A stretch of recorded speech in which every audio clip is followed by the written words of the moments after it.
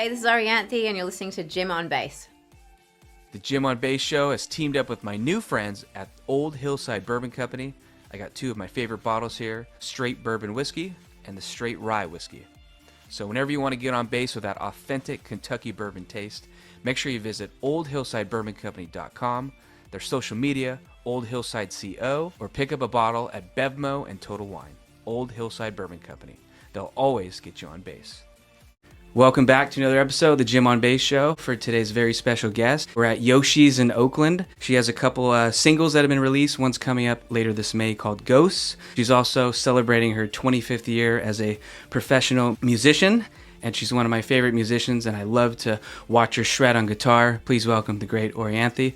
Orianthi, how are you? I'm doing great. Yeah, thank you for that intro. Yeah, 25 years. I've been playing this guitar for a long ass time. I love it. You know, it's actually so nice to be here in Oakland and sold out shows 2 nights in a row. Feeling the love. I didn't know if anyone would come out, so it always feels nice because I never come in with any expectations. And so when that happens, you're like, okay, that's really cool.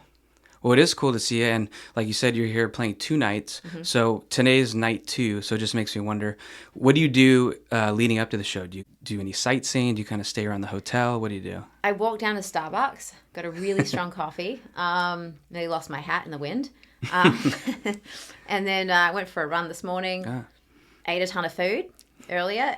It's beautiful around here, it really is. It reminds me a bit of Adelaide, where I grew up, just wherever we are, was it Jacktown Square? Yeah, Jack London Square. Jack right London, here. not Jacktown. Jack London Square.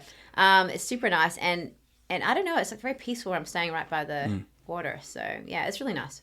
What's your Starbucks go-to order? Because mine's a chai tea latte, iced. Mine is really simple. It's just a grande black coffee with stevia on the side, and then almond milk on the side, and I just really really strong, and I have like 3 or 4 of them. Okay. Yeah. So it just keeps me awake. I don't know. I run 6 miles and then drink copious amounts of coffee. Wow. So I know it's weird. So you do 6 miles like every day, or how do you do it? Yeah, 6 miles every day, and I walk around 4 miles, so 10 all up. I love to eat, and it's also it gives me endorphins. It makes you feel good. It's like I don't know, it's the thing where I just kind of got into it quite some time ago. And it's like a meditation as well. And my drummer just got into it too. He was running with me this morning. Oh, cool. So. Now, are you one of the weirdos that runs without headphones, or do you rock out to stuff as you go? I'm a weirdo all the way around. Really? So, yes, I don't. I used to have music cranking, or I would have at home a TV in front of my treadmill. So I'll watch like a concert or something that's like fun. Usually it's like 1975 or Queens of Stone Age or something like that. That's kind of like, you know, upbeat and just, you know, or U2 or something. And then, then I'm running at like 7 point something miles per hour, like a crazy person. But yeah, I mean, it's just, for me, it's like just clearing my mind now. So without noise, because there's so much noise, like as soon as I, you know, get off the treadmill, phone calls, messages, you know, meet and greets or whatever I'm doing, it's just a lot of stuff that kind of, you know, occupies your mind. So it's nice to have that sort of blank space for a second. Yeah. My favorite live concert, when I'm on the treadmill, I like to watch Led Zeppelin live at the Celebration Day. Oh, yeah. That one gets me pumped, yeah. So good. Especially when you put the incline up, it gets you going, so. I don't run on the incline. That's deathly. So, I know.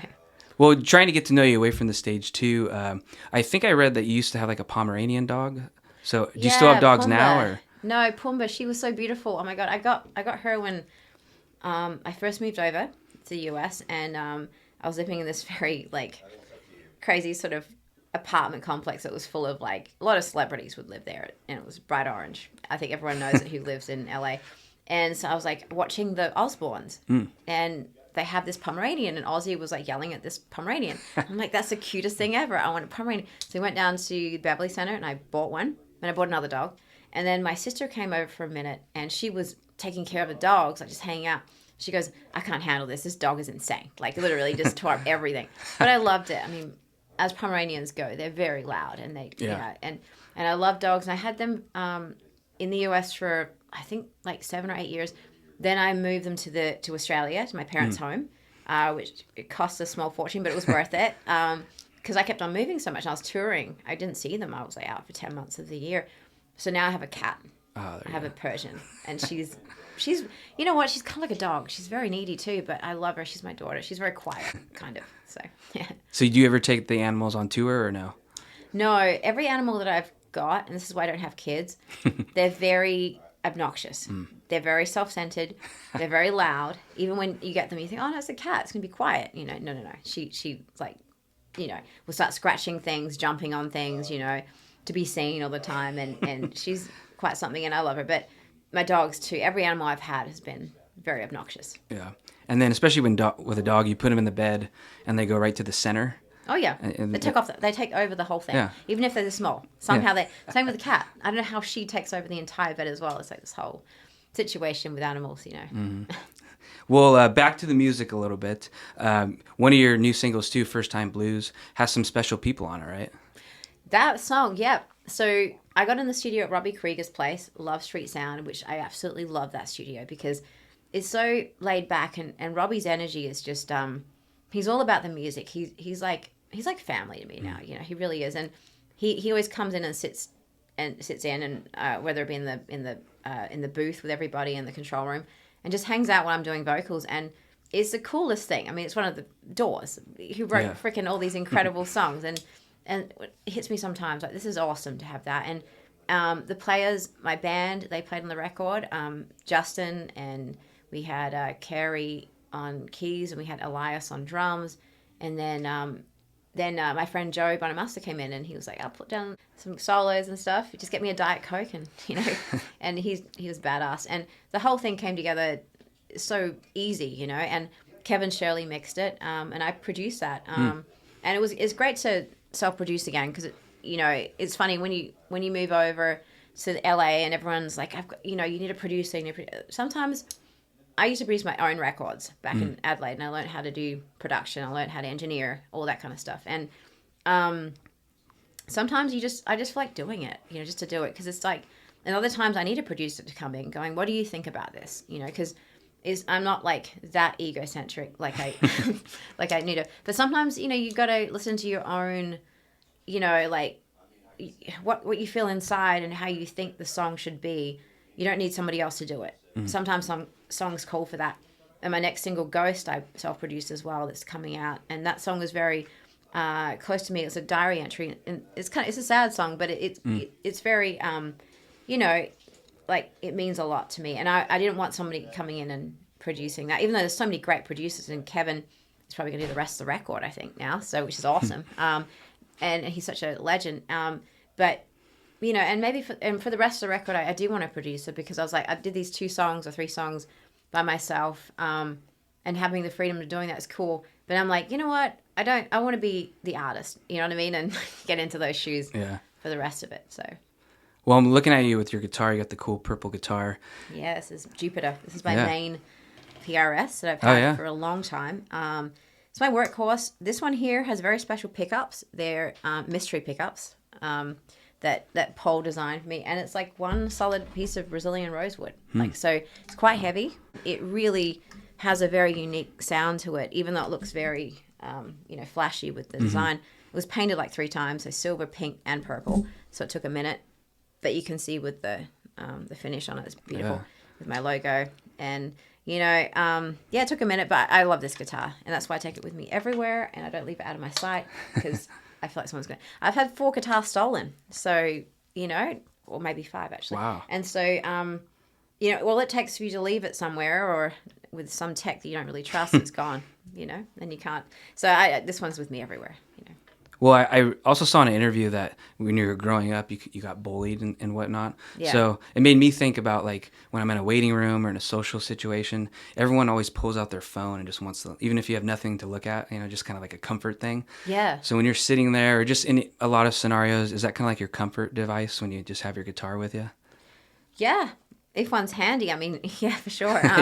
Because you can't walk out in the middle of the street with it, but... Yeah, exactly. In the doctor's office, just waiting the guitar everywhere. No, but I mean, there's a comfort with a guitar for me. And being a kid, being kind of a weirdo growing up, obsessed with music. And as I was 6 years old, you know, I was performing in front of the classroom, and assemblies would be me and my band, and I'd have backup dancers. It was so weird.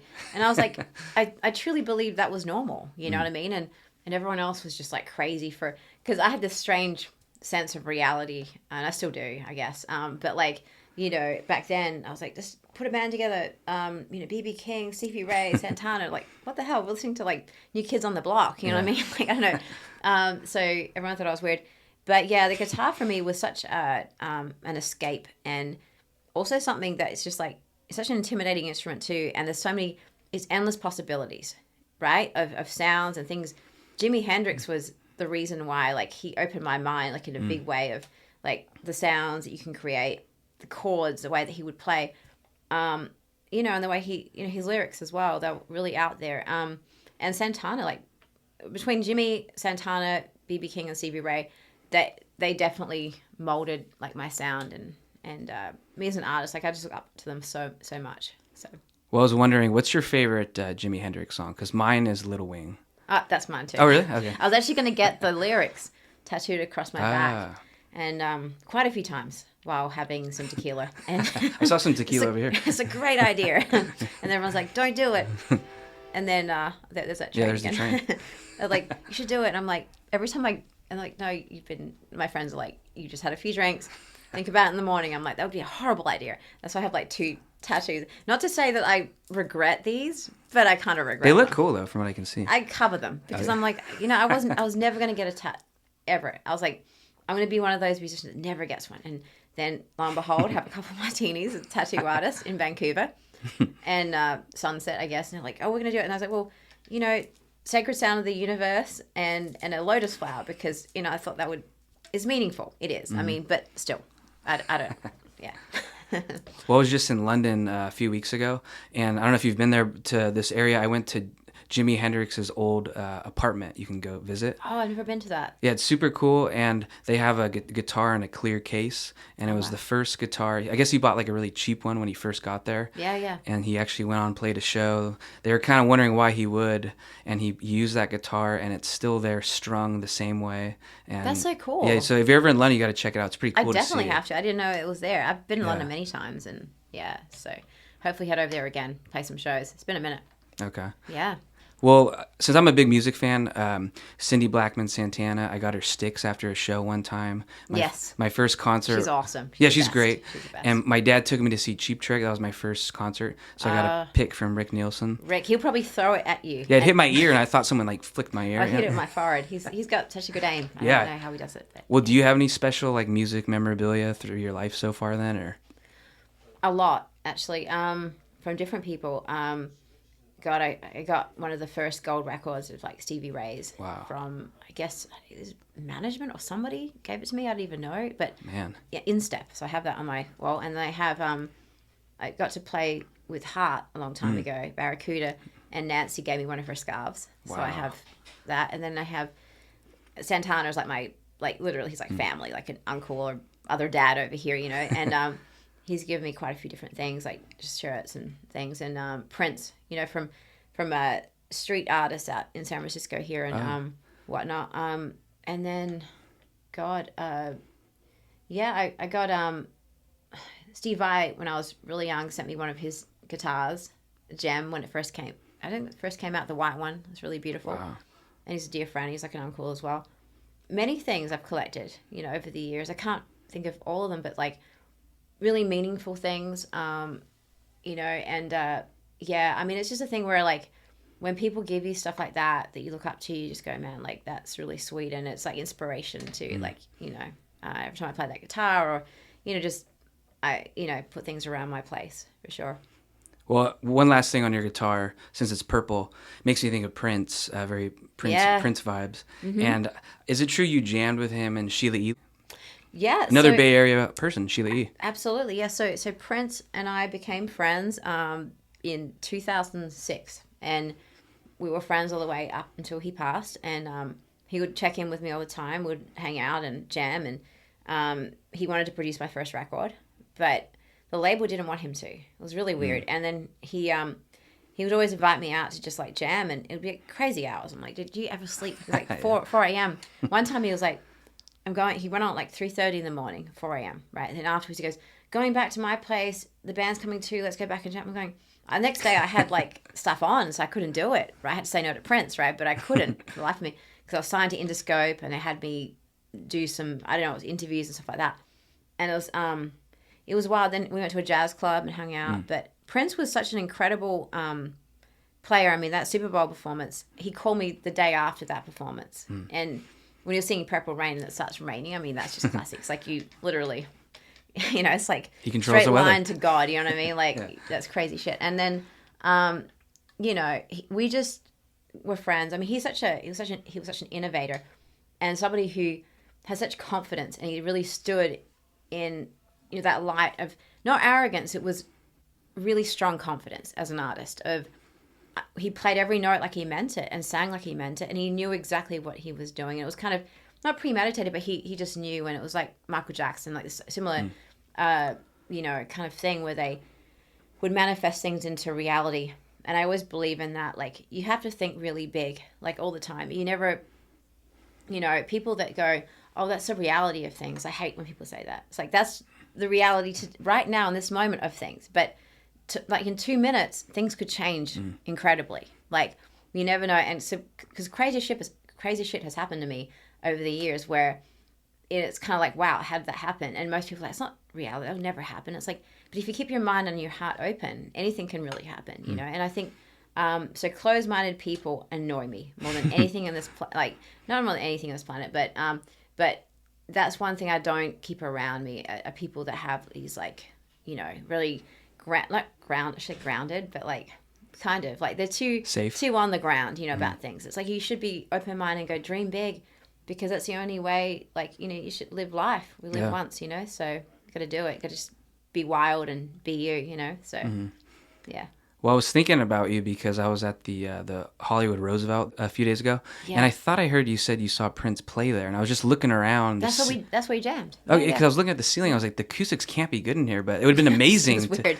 It was weird. He jammed right in the middle of the lobby, and I did something else there too for Disney with JoJo Siwa or something. It was for some, I don't even know. Such a cool hotel. Yeah, so that's right. So I got to jam. So Prince jammed at the Roosevelt in that lobby area, and then I filmed for Disney with JoJo Siwa for We Will Rock You. Wow. It was very weird, and I was recording at a studio across the street, and I got a message from her management and Disney and everyone. It was so wild, and I was like, sure, I'll come and play. It was like, and I just remember that, you know, just those two things from that from that hotel. But yeah, it's a vibe there for sure. Yeah. Well, we're kind of similar in age, so I was wondering, one of my favorite bands growing up, I was kind of in the middle to ending high school. I really loved a band from here called the Donnas. I don't know if you're into them at all, but what is that? Yeah, that was so. They play kind of hard rock and all-female band. Their guitarist is named Allison Robertson. Yeah. So I was just wondering if you knew who she was, because she's one of my favorite guitarists, and they really rock hard, and she can shred. So yeah, that was a great band. And they just disappeared, kind of. I don't know what happened. They were on MTV. They were on Australian. I remember it, and they did disappear. Yeah. So do they still play or no? No, they kind of just. I think they all kind of, for some reason, wanted to get careers and stuff. But they were a good band. They had singles and hits. They were great. So, Yeah. Yeah, I dug them for sure. Well, I got to comment on your look, because you always look so cool. So your outfits, they kind of remind me of like Prince / Hendrixy. So who influences you? You know, on it's that? funny. Well, I love Stevie Nicks' style. And then, of course, Hendrix. Stevie Ray Vaughan too. So I always joke to my band and everybody that I look like a Stevie Ray Vaughan sort of hooker. Yes, kind of like, so, you know, when I'm walking around Vegas, I'm like, yeah, I'm like a Vegas Stevie Ray Vaughan hooker vibe, kind of. But I always wore hats, like hippie hats or big hats or whatever it is. And I guess it's kind of that ode to being Australian, and, you know, I don't know. I don't know what it is. It's a whole thing, and people are like, why do you wear hats all the time? Why do you? Because it's what I do. It's like cool, I wear, you know what I mean? It's like, and some days I don't, when I can be bothered doing my hair, or somebody helps me. Yeah. So it's hair security. Well, you also rock shades a lot, so I was just wondering, how many pairs do you bring on tour? Because you got to bring backups, like, just in case, right? Lot. I leave them everywhere. It's like guitar picks. I lose, you know, a lot of sunglasses. I lose a lot of boots as well. I don't know why I leave them everywhere. And then hats. I have a lot of different hats. Hundreds of hats, really, truly. And they go missing, and then they get destroyed because I shove them in my suitcase and I put them in my hat box, and this whole thing. So, you know, it's a whole situation. You know. Well, it's a cool look, so. Oh, thank you. Appreciate it. Well, do you visit Australia much then, or is LA kind of home? Yeah. When I think of the bands from there, the first three is like Wolf Mother, AC/DC, Rick Springfield. Those are the big names. Jimmy Barnes. Oh, yeah, okay.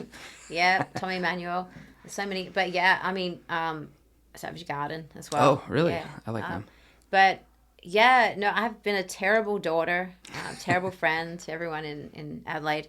I've not been back for nearly 5 years because I've been so busy. And every time I book a flight or get ready to go, something comes up. You know, it's like, and then I go, okay, I can't because it's like a 20-hour flight. I'll literally spend like a day home, then have to come back. And so we FaceTime a lot. My mother comes over a lot, and I'm trying to visit after my July run because we're doing a whole East Coast tour in July. Nice. Then I'm doing 2 albums right now.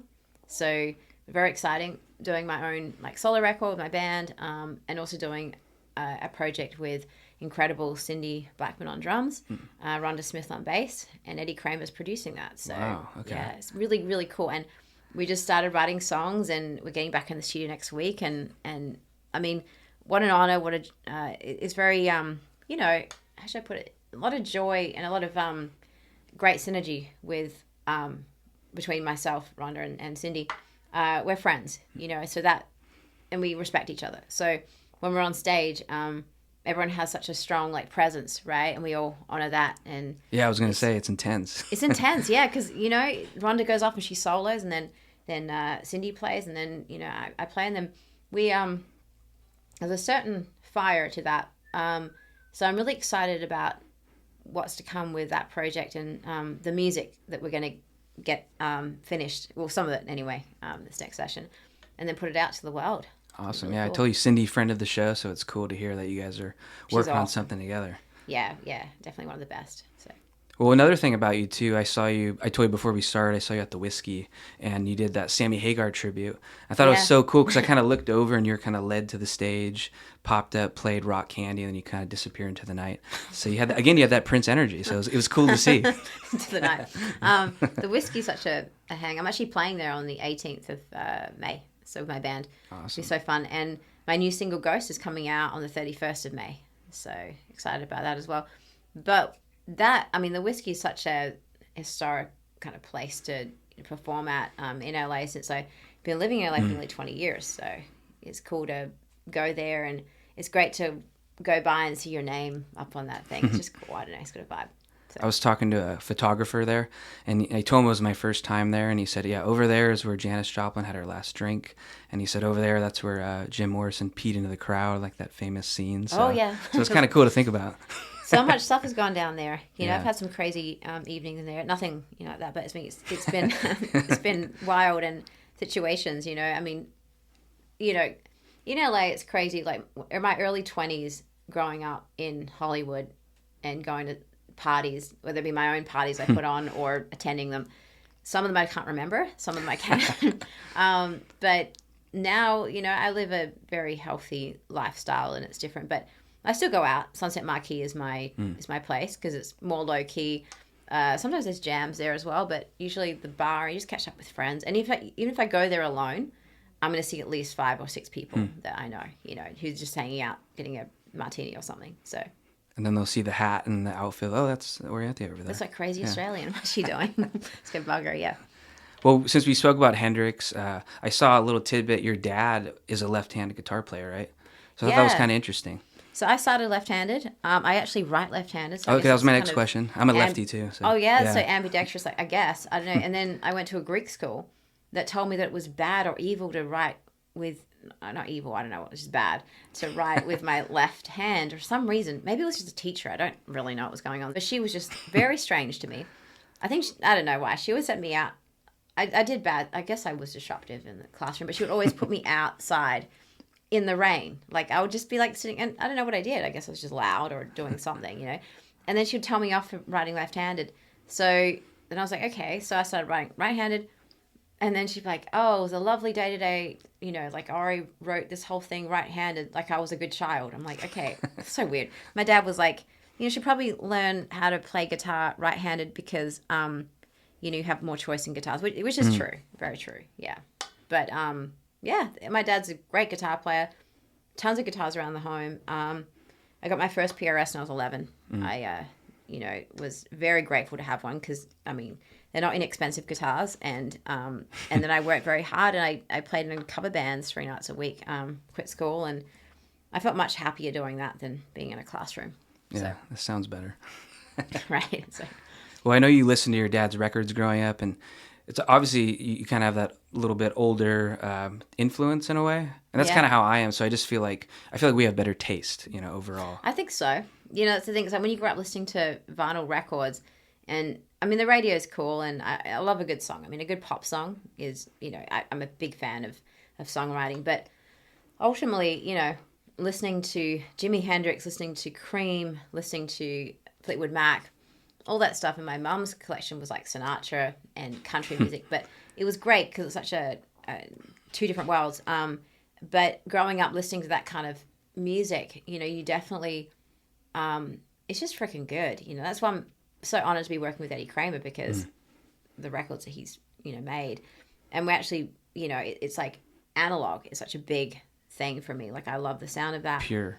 Exactly. And listening to a Braxis record or listening to anything like that, it's like, you can hear everything. There's a warmth to it. There's personality to it.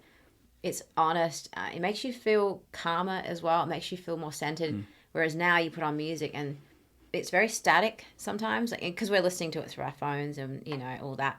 And, but yeah, there's a certain wonderful quality about sitting next to a record player and listening to a song, like that, or listening to a whole record, and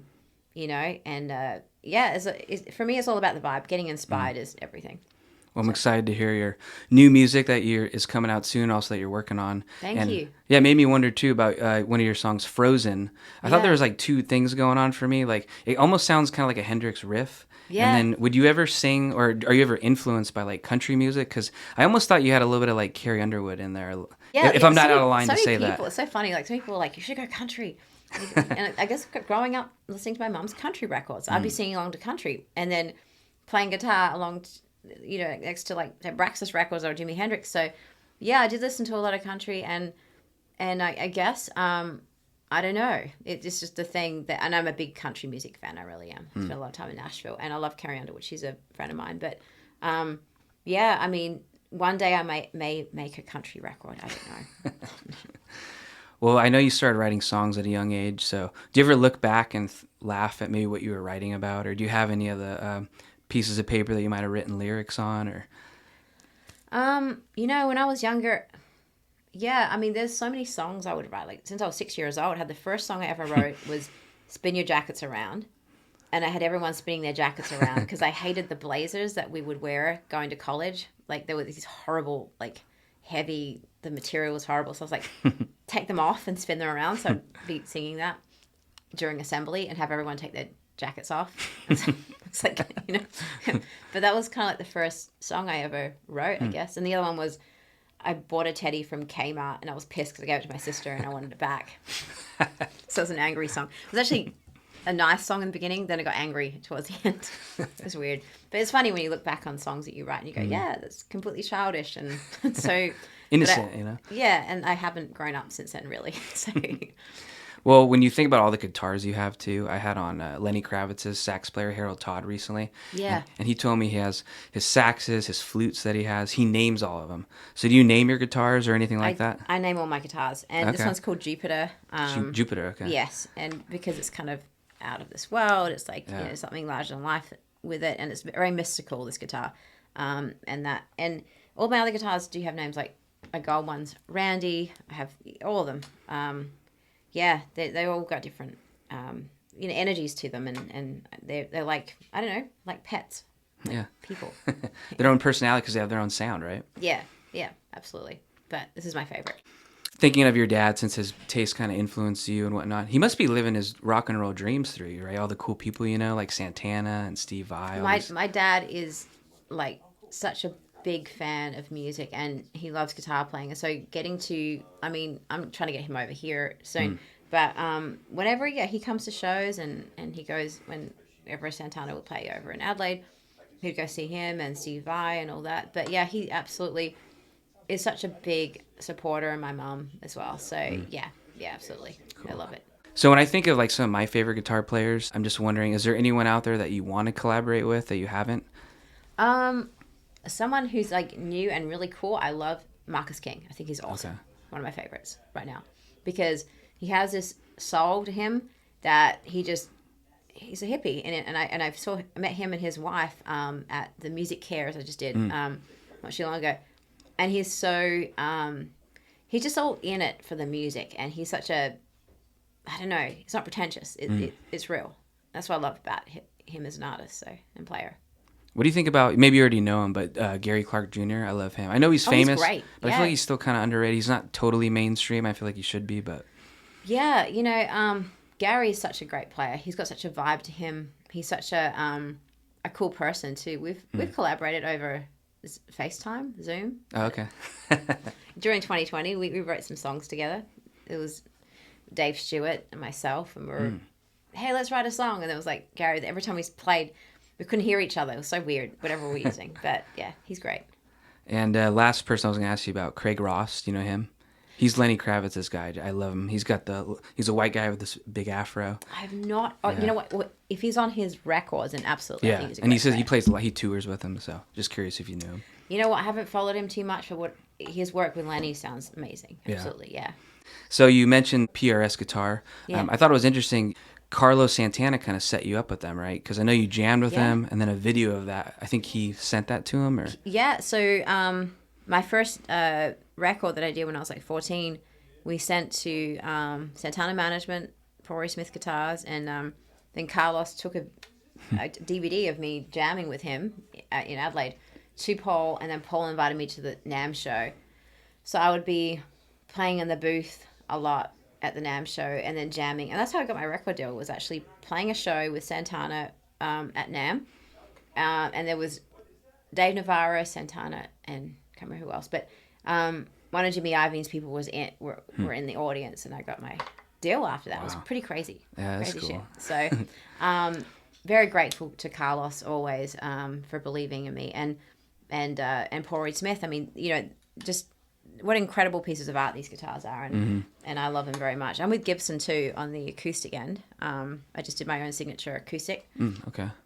And it's kind of a hybrid. Actually, has an electric neck on it, on an acoustic body. And that one was crazy because it's on back order now, and it's I heard the other day that's number 3 top selling artist J200s, next to Elvis and Bob Dylan. Wow. My guitar, which is crazy, but it looks wild because it's bright red and it's covered in crystals and it's got lotus flowers on it, and it's 345 neck on it, different pickups, all that kind of stuff. So I mean, it's a pretty out there guitar. They allowed me for some reason to go into to the factory and cause havoc and make something crazy, but it worked. Yeah. You know what I mean? So it was like they trusted this crazy straight, like, go in there and just do whatever. I was like, well, if it was my choice, this is what would be cool. And they're like, and people bought it and still like it. So that means a lot. I'm excited to see what it looks like now. I'm playing it tonight. Okay, perfect. Yeah. Well, I'm excited to see the show. I know you got a lot to do. Thanks for letting me come back and talk to you before you take the stage. Thank you so much for your support and for coming tonight. Thanks for letting me come back, and it was fun to get to know you and kick some ass tonight. Thank you so much. Thank you. All Take right. care.